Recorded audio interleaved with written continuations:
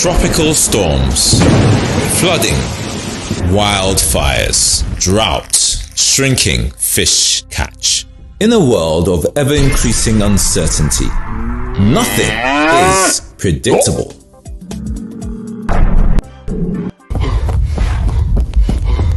The smallest stumble or fumble easily ends in a mighty tumble, with your world crashing down around you. Don't crumble.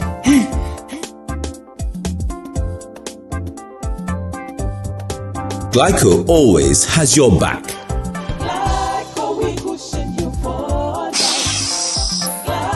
𝐀𝐿𝐤𝐢𝐬𝐢𝐬𝐢𝐬𝐢𝐬𝐿, we cushion you for life. We cushion you for life.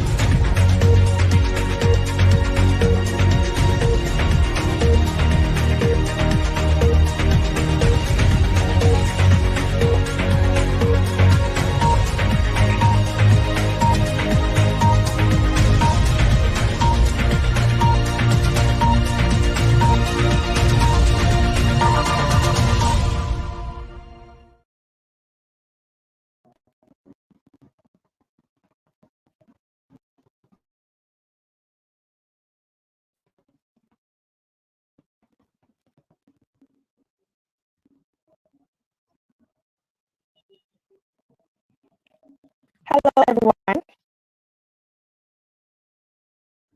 Afternoon, evening, or morning, depending on where you are joining us from. Thank you so much for joining us once again on this episode of the 𝐀𝐿𝐤𝐢𝐬𝐢𝐬𝐢 show. I hope you had a wonderful weekend. The weekend almost ended, and then we can't without getting something new on our purpose as a professional before joining a new week. So then this week, what are we looking at? We are looking at employee advocacy and voice in decision making. Employee advocacy and voice in decision making. I'm sure by now you must have thought of this topic for a while. It is necessary for employees to be involved in decision making in an organization. Today, we will bring you an expert who will help us to know more about this. Right. So, and that said, I am Felicia Aye, and I am your host for today. But I'm not doing this alone. There's definitely somebody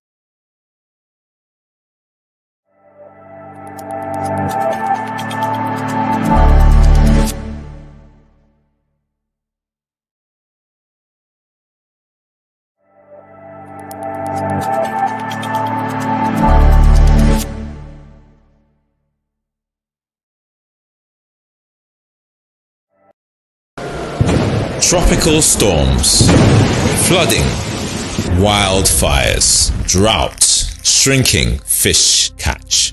In a world of ever-increasing uncertainty, nothing is predictable.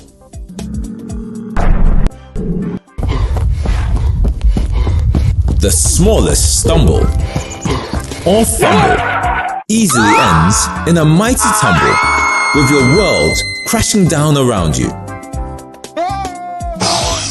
Don't crumble.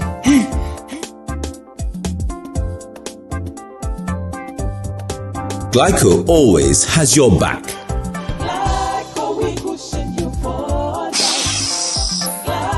𝐀𝐿𝐻𝐿𝐬𝐬𝐢𝐨𝐧, we cushion you for life. We cushion you for life.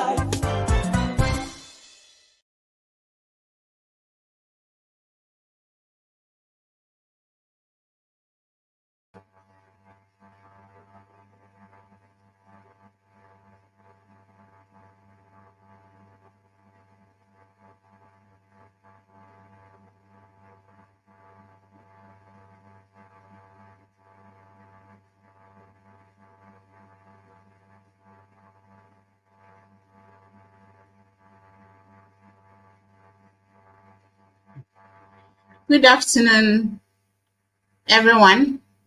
Hello. I think we've lost the host, but my name is, because of time, we have to continue as we wait for her to join us along the line. Her line was dodgy, so the introduction she made, I haven't heard a ton of it. I don't know whether the rest of you or it's only my line, but because of time, I will have to start or continue whilst we wait for her. My name is Esther Kakwame, and I'm delighted to be here as your guest speaker today. I've had the privilege of working as an industrial relations person, human resource management, and alternative disputes resolution. I've practiced in these three areas for almost 2 decades now, and now I am the managing partner of EFN Associates Ghana Limited. We are a total workplace improvement company in Ghana. Throughout my time as a professional workplace practitioner, I've worked throughout almost all sectors, from hospitality to manufacturing to banking to whatever. So my employment history or my career history is very checkered, but with a lot of experience. So I know you are also experienced people, because we are all HR guys. We are meeting here to discuss a very important topic that we need to look at so that it will help us enhance our workplace. It's very, very important. Employee advocacy in decision making. It is a very important topic to me, because always in the work environment, we hear people say, we don't know what they are doing. We don't know what they are saying. We are on the ground. That is why today I'm very excited to be here, so that this crucial topic we will all discuss it. I want us all to participate, because almost all of us, if you are not an HR person, then you are a worker or employee. People call it worker, people call it employee, but in our law, we call it a worker, so they can be used interchangeably. We are all in the workplace, so we have something to contribute. So I'll encourage everybody to chat, either by raising your hand or write in the chat box for us to read and learn from you too, because nobody is a well of wisdom or knowledge. In the African adage, we say that knowledge is just like a baobab tree. No one person's hand can be able to circle it. We all have little things to discuss and add to the workplace, so that we all take something away. One thing I like about SEDAT and the HR community that we are going today is that we are all sharing knowledge. You glean a little here, a little there, then it makes that It makes us prophets, who do our work well, and go home and sleep comfortably. Thank you very much. Is Felicia on now? Felicia, are you there?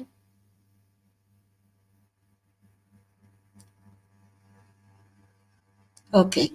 Felicia is still not around, so I'll continue. I want us to define when we say employee advocacy. What is that? Employee advocacy. For me, the little I've learned or seen, today we all carry dictionary on our phones, it's in our head, it's in our bags, it's everywhere. So when we say advocacy, what does that mean as far as an employee or the work environment is concerned? That is when employees actively promote. The employee actively promote the brand, products, services of their employer. They use their own networks to promote their employers' products, services, and what they do. Because one thing we have to realize are people who work for somebody or with somebody is that as we work, we gain experience, we gain livelihood to take care of ourselves and our families. So we have to take the job as ourselves for us. That is why we have to be an advocate. So people who take this seriously, they speak about the brand they are working for or working with, speak about the products they are working for or working with, the services that their companies render, that they are involved in, that brings money in, that they share. In the workplace, one thing we know, maybe apart from the government institutions, those of us in the private institution, we create and share. So this involves voluntarily. Nobody is forcing you. Nobody is going to force you.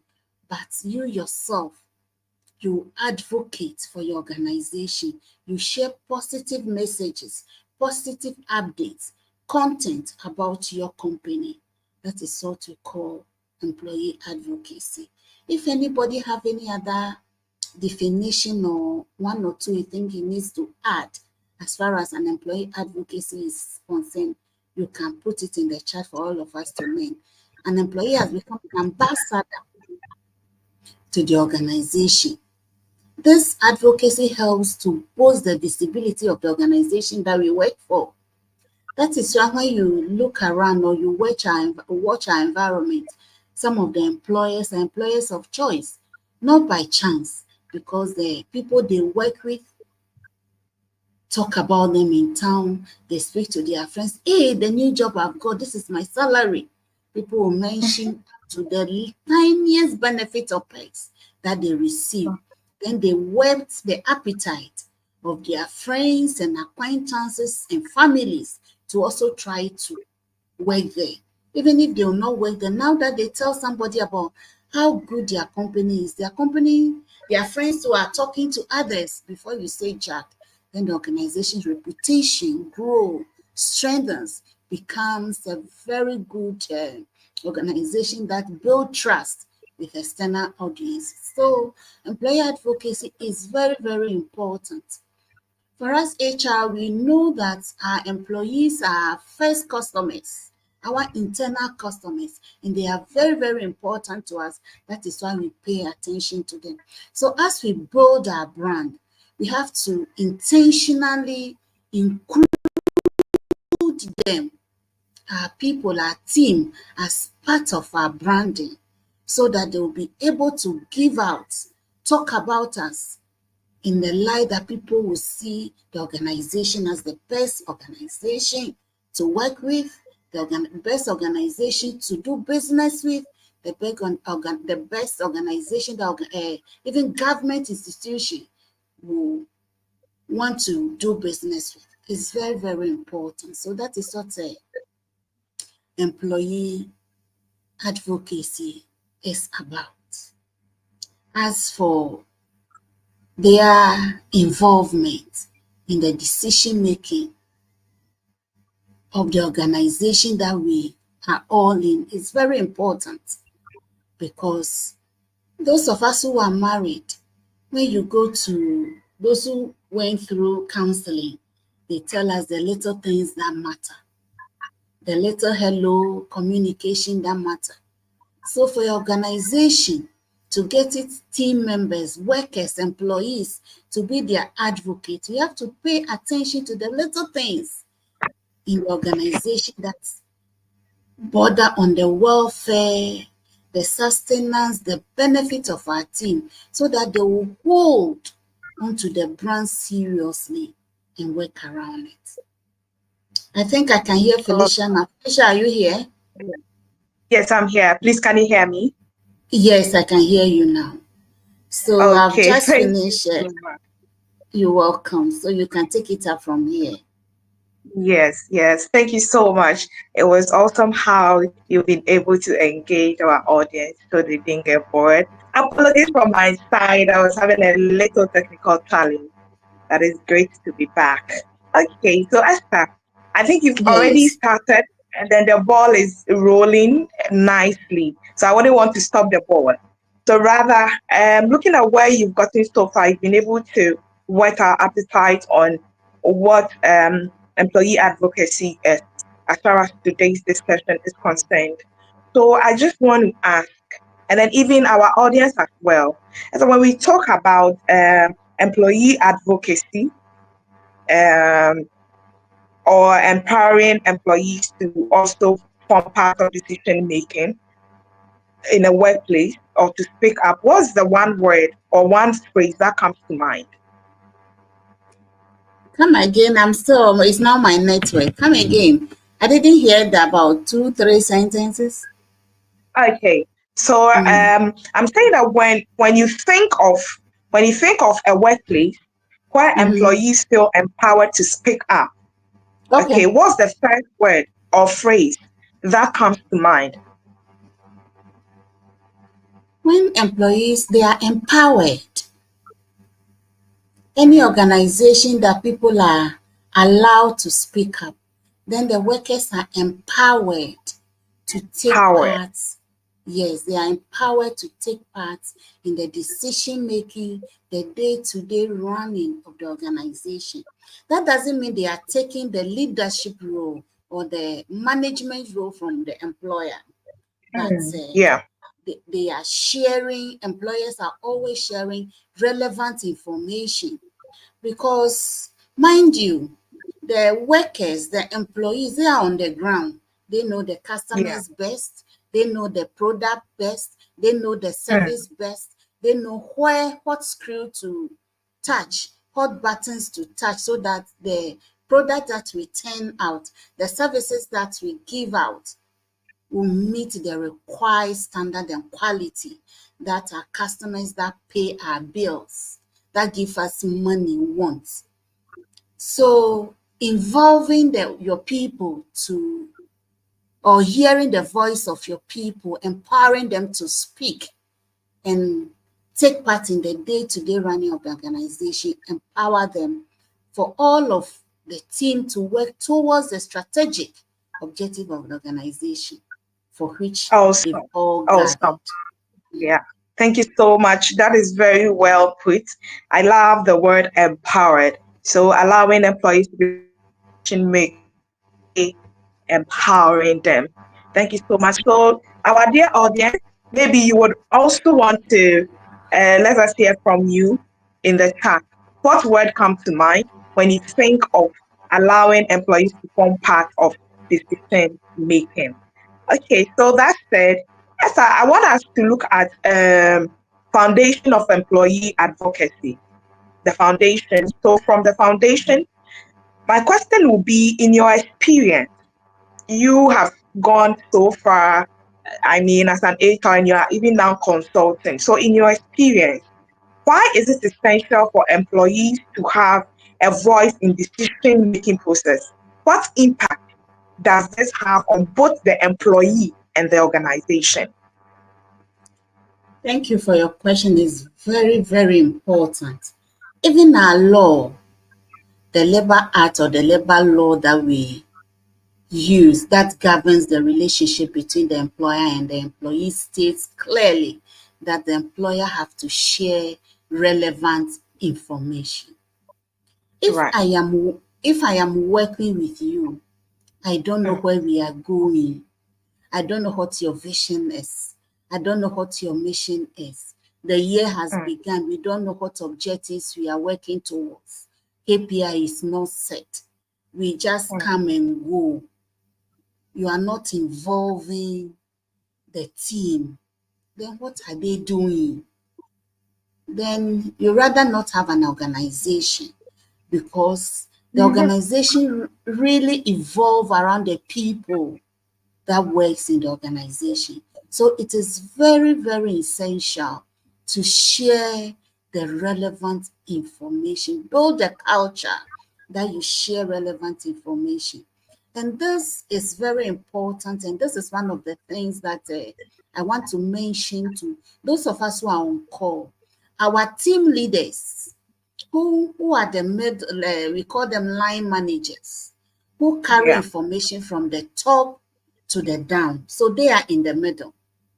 Right. We have to equip them, train them, to be sensitize them to be able to do that liaison work very effectively, so that they'll be able to communicate the relevant information the workers need to run with, and also carry a relevant information from the down to the top. Because the Okay. managing So, director, yeah, sorry, not to cut you, but it's okay. It's okay. right. I hear you use essential and then relevant information. I think it has been running through. So Yep. if I get you right, is it that there are some decisions employees can be involved in? Is there a limitation anywhere? Oh yeah, that is why we have leadership. That is why we have management. Where I sit, even if I want to bring it back to our family values or our family system, the typical Ghanaian, or I've been hearing their accounts say it in a way that what an elder will see standing, a child will not see it climbing the highest tree or whatever. Yeah, So the Oroko tree. I hear that in yeah, Nigerian literature. yes, we also have it in Akan and Newe in a different All right. form. So Yeah. because we have different level of information and leadership levels, what I Yeah. know as a human resource management lead might be deep, because I go to the ESCO meeting. Is the Okay. ESCO guys who come together and form the objective, structure, develop, draft the objective for the organization for the short term, for the mid-term, for the long term. Where they get money from. Is it a loan? Is it an overdraft? Wherever money comes from. Management structures also influence our decisions and our day-to-day management of every organization, because the structures are different. So what the management Right. team know, they cannot tell or inform all the workers about it. Some of them have to be sure, Okay. because of competition, one, because of confidentiality, two, and because some of them cannot manage some of the information well. So you have, that is why I mentioned relevant. You have to sieve and Yes. know those that are important for them to know. Even at times when they bring some information or input, you have to sieve and be able to get that emotional intelligence to let them know that this one, we can hold on to it to the third quarter, fourth quarter. This one, we can use it in the next 5 years, because it's part of our medium-term strategies. So the management team is having the strategy. They have it in hand. And then they will be delivering it in pieces and in other forms that the people will interpret it and work with it to achieve the overall goal. So you cannot share all information. You have to make sure, create and train people to know what information to share at a particular time. For example, those of us who do negotiations, especially collective agreement negotiations, or where there's unionized environment, even when we go to do negotiation, before we close from the standing negotiation committee at every particular time, especially when it's the negotiation is about collective agreement or something very sensitive, we discuss and say, this is what we are going to share. Right. We make points and say, this is what we are going to share. So you don't share everything. You have to learn to know what to give out at a particular time. Yeah. Thank you so much, Esther. Thank you. Thank you. I think now I understand. So even though employees are supposed to be involved in decision, it's not all decisions. We should know where we bring them in.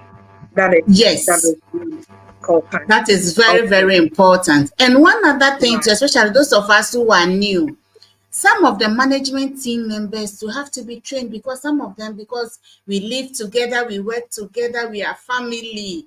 So in the whatever moment they say, then a management team member who is supposed to keep an information secret for some time, we just build it up. Yeah. So confidentiality yes, so it's very, very important. Yeah. Thank you so much, Esther. So, and in that light, I would just want to know, Esther, for you, with your experience and everything, today I'm really hammering on your experience because it's not easy having you here. So once we have you, we have to milk you. Sorry to say milk you, but that is what we are. We need to do all of it. I've passed childbearing age, so there's no milk in my breast. There's a little where we are getting that. Okay, so you've worked with different organizations, okay? Yes. And what are some formal and informal channels that companies can put in place to ensure employees feel heard? And I mean, how do these structures vary also across different organizational structure or culture? Yeah. Yes, thank you for your question. And I'm so happy today to say that today we are all growing as an organization. And now that technology have come, it's very, very, it's helping us so well. People have a briefing.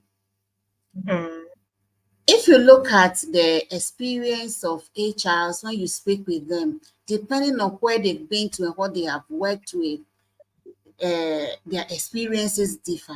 But thank God for discussions like this, then we add to our experiences. We can do channels like structured town hall meetings. You share information through town hall meetings. You share information through formal meetings. You call your employees or even the teams, the departments, salespeople, customer service people, production people. Even at the production department, we have different departments within it. Those who are doing the finishing, those who are doing the proper production, you meet them. And one thing that I've learned when I headed a manufacturing company for some time is there are morning briefings or shift briefing. The shift is, I think, 3, morning, afternoon, night. They will never start to work without briefing. Okay. So it's very important. If it is a straight day thing you do every morning, it is important that you brief your team and tell them and remind them of the essential information that is important in carrying out their roles or duties. It's very important. You can do employee surveys. It's there, and you can do regular one-on-one check-ins between to know what's happening and give them information. One thing I learned earlier on in my career when I was in the trade union, I was industrial relation officer for one trade union. We went for a meeting at a company, one of the big companies in Tama. And during the lunchtime, if you get to the canteen, they have the manager's side. You enter the canteen, the left is for managers and the right is for the other team members. But they eat the same food. You see the managers walk to their team members and they talk. And Right. as they are talking about the organization. And they mention the things they need informally. They mention the information they want to share informally. So indirectly, they are psyching and preparing the team for what it is that the management wants from them and what the workers also want from their managers. Yeah. That's very Yeah. important. So Right. as for the channels, apart from the emails, apart from the WhatsApps that we have, the Dropbox, there are many. We Right. have to make use of them and make sure that anonymous, what do we call it? Suggestion boxes are also there Right. that you can drop information from either side for them to know what's happening, what needs to be taken care of. Mm, mm, Thank you so much, Esther. I think I'm satisfied because I've gotten some formal channels like the town hall, emails, and all of that. And then the informal, the example you cited with the canteen, it's very, very important. Very, very important. So let's take one more question and then we'll go on a short break. But please, dear audience, I'm reminding you we are doing this together. Maybe you have a question, you have a follow-up question for Esther, or there is something that is happening as far as allowing employees to be involved in decision making, and then you want insight on it. Please drop it, an experience, anything. Drop it in the chat, and then let's do this together. We want to be sure you are with us. So let's hear from you. Okay, thank you. Right. So, Esther, we've had a lot. But right now, I want to ask, how important is leadership buy-in when it comes to employee advocacy? I mean, can you share a case where leadership made a significant difference in empowering employees to have a voice? We will be glad to have a case like that. Thank you. Leadership buy-in is absolutely essential for employee advocates to succeed. Right. Mind you, everything in the organization is leadership. And a lot of us, when we mention leadership, we are only looking at the CEO, we are looking at the board members, we are looking at maybe the HR head, the production head. No, the ESCO. Everybody in that organization is a leader. I've been telling my team everywhere I go that there are lots of people who walk through the gates of that organization, pass in front of that gate. But it's not all of them who enter that organization to come and work, because it's not everybody who is needed in. For the fact that you find yourself in, you have become a leader in a way. 3, 4 people you are leading, you are a leader. So we have to shine our corners where we are. We don't have to shift responsibility to the top, and leave the little roles that we have to play to help the leadership to perform the higher one along and be looking at our backs, give responsibility to everybody except ourselves. So leadership buy-in is an absolute essential for advocacy. When leaders actively listen to and act upon employee feedback, it sets a powerful precedent. Right. They know that they are being heard. At times, people just want to be heard. They will say all the nonsense, sorry for my word. Just give them an ear. Give them an ear to say the things you think are irrelevant. Give them that ear to vent their emotions. Then when they finish, because of your stature, because of your experience, because you have that intelligence as far as emotions are concerned in the workplace, you'll be able to see some of them are nonsense, but for the fact that you listen to them, they know that they are being heard. It's very, very important. A case that stands out in my experience involved a manufacturing company where the leadership team actively participate in feedback sessions and personally responds to suggestions. These guys are almost all the managers are in the production are Indians. And now one language is a barrier to them. Their English is one, one, one, one, one. So to get to a point, they will be shouting, and they too, at times they are overwhelmed with work. Right. So when I spoke to them, I said, listen, even if you don't understand, pay attention that you are listening to them. Immediately they start doing that. Everything became normal. Wow. The guys don't go slow on because they are using machines. They'll go and press something and the machine is going slow. Instead of a second, it's now 4 seconds. So feedback sessions are very, very important when you are working with people. If you look at workplace, apart from the marriage relationship, the workplace is the next one.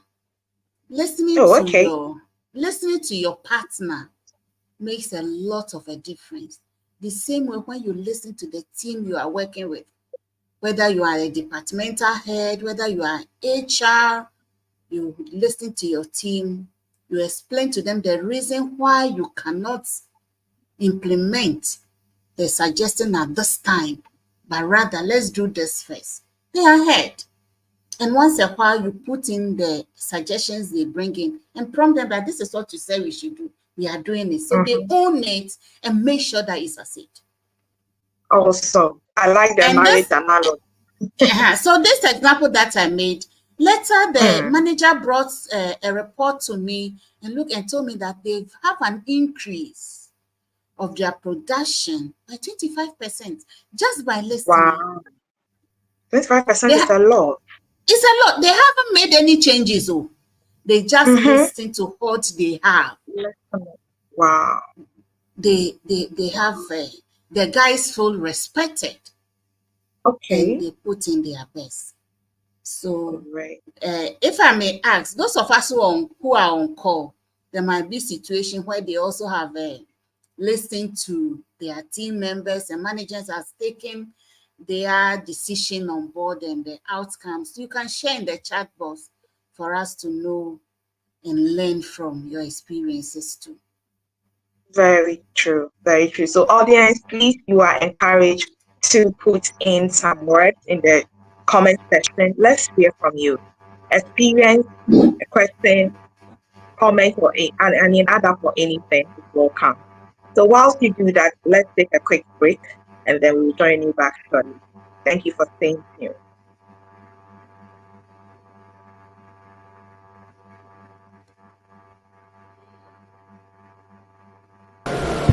Tropical storms, flooding, wildfires, drought, shrinking fish catch. In a world of ever-increasing uncertainty, nothing is predictable.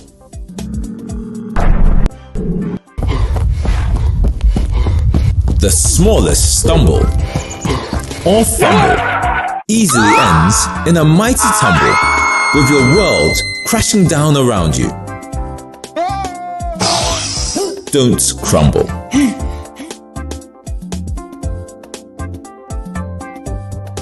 𝐀𝐝𝐦𝐢𝐬𝐢𝐬𝐢𝐬𝐢𝐬𝐻 always has your back.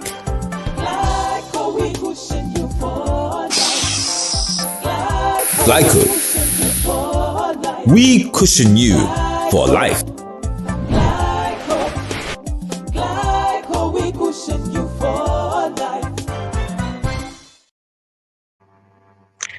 Okay, thank you for staying tuned. Welcome back. I don't see anything in the comment section. No, please.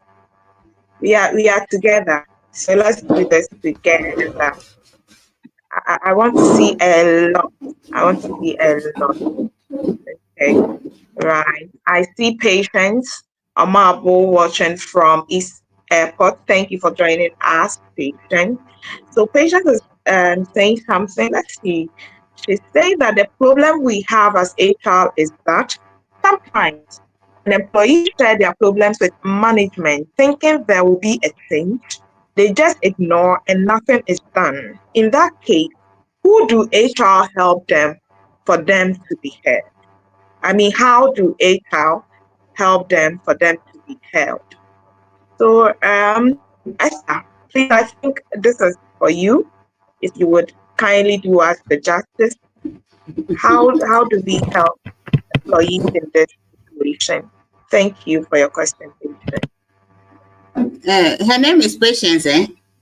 Yes. HR. I've been saying it every day that we are just like bats. We are hanging.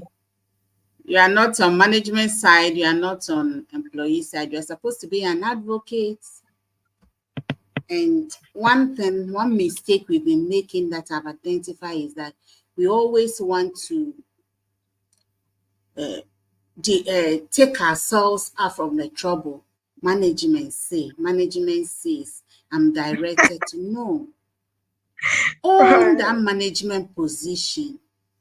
Tell them you have to know why the inputs that the employee is making cannot be taken on. Just like at times we hide the dirty linen from the public for our family, we have to hide it from our team members and work on how to get management to help us help our team. Having conversation or difficult conversation is very important. And as an HR, you need skill to have that conversation. Our department have been seen as a cost center for a long time. For us to make it a strategic department that adds to the organization rather than always taking money, we have to know when to have those conversations that will make the inputs that the employees pass through us get to the top very important. When are you having that conversation? One thing I've realized through my experience, and I use it, is that informal discussions work so well. Maybe for me, I am not forcing it on you, but for me, when you tell somebody, oh, I'm coming to have a conversation with you, you are getting an appointment, then he's also preparing what's the agenda, then they are strategizing how to be defensive. But once, so if somebody likes his wife, I learned one of the MPs during the NDC era loves his wife so much. So immediately you meet him and you say, oh, how is Mary doing? Then you've taken him off his guard, and anything you ask, he'll be able to answer you. So look for timing to have conversation that will make the input that you are carrying to your management effective and attended to. Is very important. I work with a consulting firm, and my boss, immediately he knows that you are going to ask for something, whether salary increase or maybe TNT or this, he will be evading you. Do you understand? So me, I don't give him any timing. We'll be doing something. We'll be walking. We'll be in the car. Then I'll just throw it in. This is what I want. Then out of impulse, because he's not prepared for it, he'll give me an answer. Then I'll take note of it. Then when he's settled, I'll go and take it because we've already discussed. So that's a smart one. Very, because of timing. At times you see that he's running away. So I won't let you run away. Then another trick I've used, one of my bosses too, I was setting as a nature for his organization. He also loves his wife, and his mother-in-law was around and was having some medical issues. So I have to look for a doctor for them because they are experts. And the mother-in-law just came in. So anytime he called me, we have to do this for grandma, blah, blah. Then immediately he finished that conversation. Then I put in my team members, this. They say, okay, go and bring it.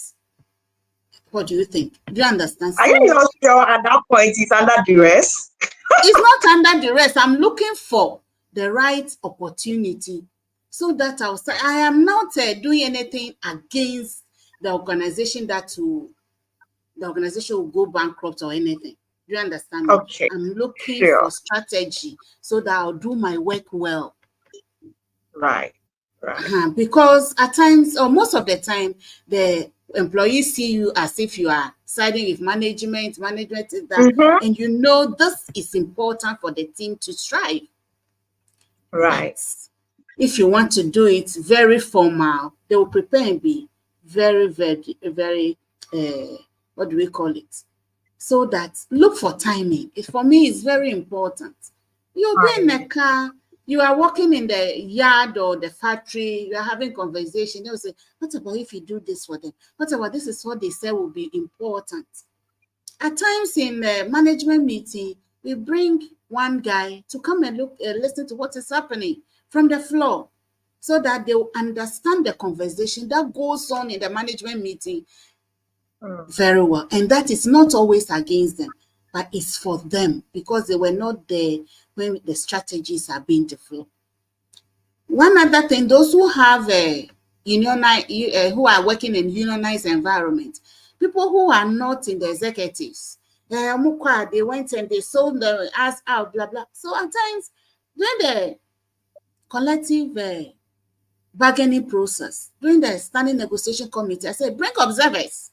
Come and let them come and sit and listen to what is happening, how the arguments and justifications at the table are going, so that they will appreciate your efforts and the efforts of the management team.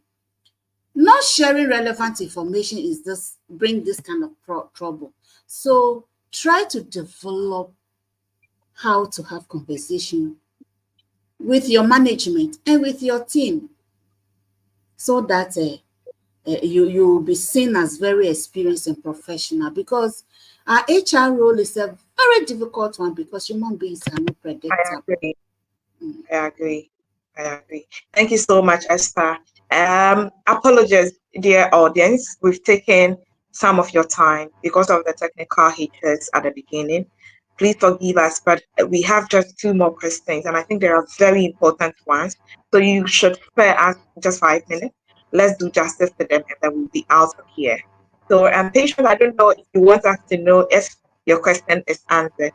Thank you so much for that question. It was very And to add a little to what she asked, balancing employee input with business goal is a very tricky challenge. Because the goal is very important and the employee is our competitive advantage. So there's a thin line there. If you don't know how to step on it, you break either. So we have to be emotionally intelligent to be able to drive that. I don't know what word to use. It's okay. I think we are clear. Thank you so much, Esther. Emotional intelligence works a lot. So our last part, one question, Esther, maybe you can help us make it snappy, summarize your answers so that we can. So what are some of the ways to measure the effectiveness of employee advocacy? You are off again, no. Sorry, am I better now? Yes. I heard measuring the impact of employee advocacy. Yes. So I mean, how can you measure the effectiveness of employee advocacy initiatives? You've mentioned a lot of them today. So how can HR departments track whether their efforts are making a tangible difference in decision making and employee satisfaction? How do we know it's working? Because you will know because of you have to measure your key metrics. For us HRs today, we're doing very, very serious analytics of the workplace. It's important to track the key metrics, such as your employee engagement scores. You do pulse surveys, not employee surveys that we do yearly, once a while. Okay. No, you do pulse surveys that we do maybe weekly, monthly, quarterly, to see how your team is engaged is very, very important. You can also do this through exit interviews to gauge the effect of advocacy initiative that you put in place. It's very, very important. You can also check with your retention rates. Yeah. Okay. Retention rates, they are even that one, even without any calculation, you can know. Because every day the HR, the resignations come to your table. So you have to, for you to measure, check your analytics using your employee engagement scores, you use your pulse surveys, then your retention rates, then exit interviews. This to gauge whether the advocacy initiative that you put in place is working very well. Right. Thank you, Esther. I just like how you have been able to make this so simple but very, very understanding. I don't think I'll forget that. So, lastly, wrapping up, I think you've already shared experience on how you are able to deal with difficult bosses for them to buy into the idea of employee advocacy. But in a situation whereby you've tried everything, but the boss feels that it is unnecessary for employees to be part of decision making, what can you do to get them to understand that it's important? I mean, employee advocacy is important. How can we convince our bosses for them to accept it? Our bosses know because they are businessmen, because they are working for profit, because if they look at the capital that they have invested in that, if they look at the bank loans that are on their head, they need to pay monthly. Those things are put them on the edge. So employee advocacy has to start from the departmental level, employee level, from the ground. As an HR, encourage your team leaders, your managers, your supervisors to involve their team. Employee advocacy is not the cleaner going to report or tell the managing director what to do or what his or her suggestions are.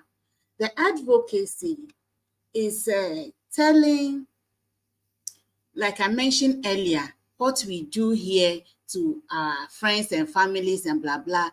And for me, the employee to carry that, she has to be comfortable and being heard in the organization.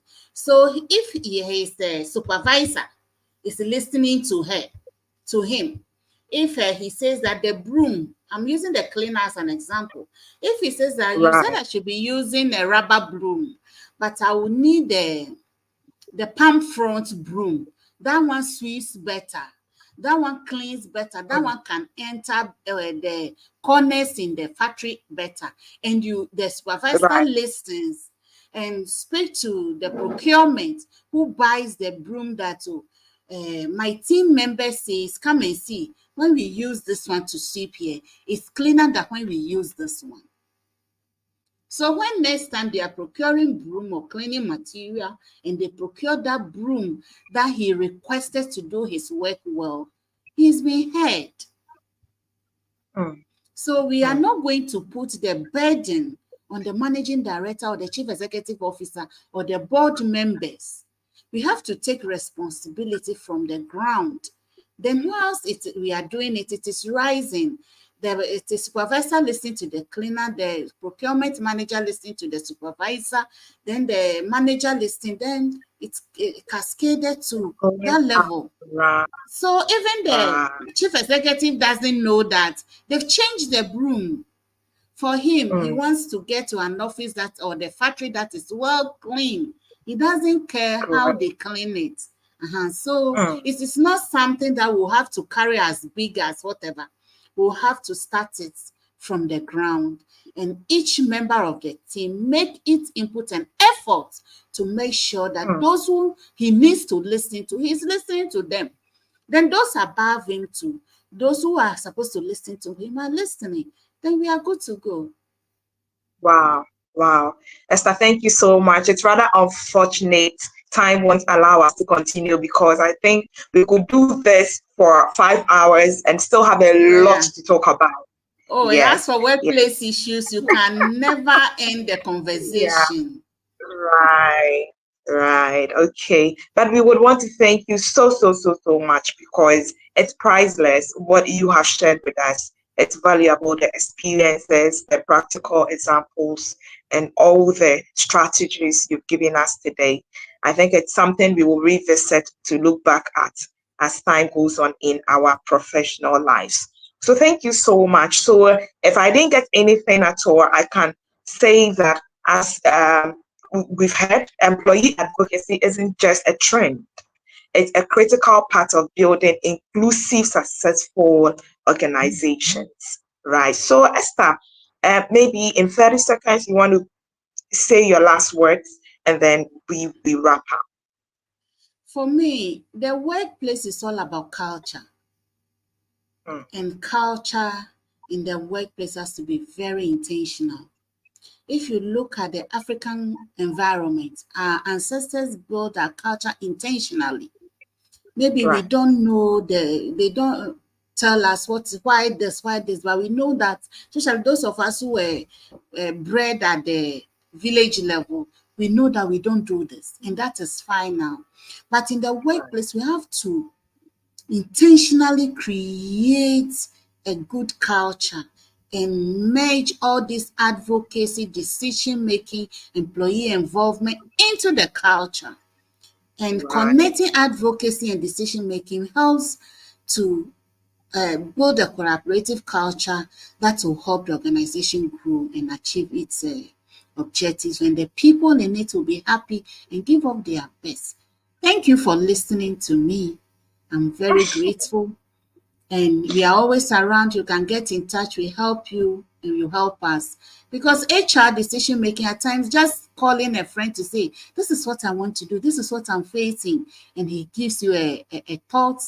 One or two will help you to also do your work better. Thank you for your time. I'm grateful, said that. We are also so much grateful to you, Esther. I mean, if you didn't accept our invitation, this session wouldn't have been here. And thank you to you, our audience. This wouldn't have been if you decided not to join us. So thank you so much for sparing us a lot of your time. I'm sorry for taking so much of your time in addition to the promised 1 hour. So please, same time next week, we will be here.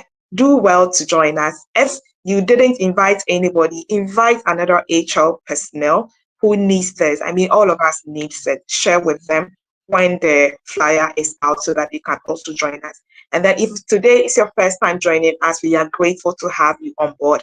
We are reminding all of us, old and new, to please join us by subscribing to our channels, share, follow, and like us on all social media handles. We are on LinkedIn, Facebook, and then, YouTube as well. The HR Digest and then 𝐀𝐝𝐦𝐢𝐬𝐢𝐬𝐢 HR Consult. Follow us because we have a lot to share with you for you to better your experience as an HR professional. Thank you so much and have a lovely week when it comes. Ciao.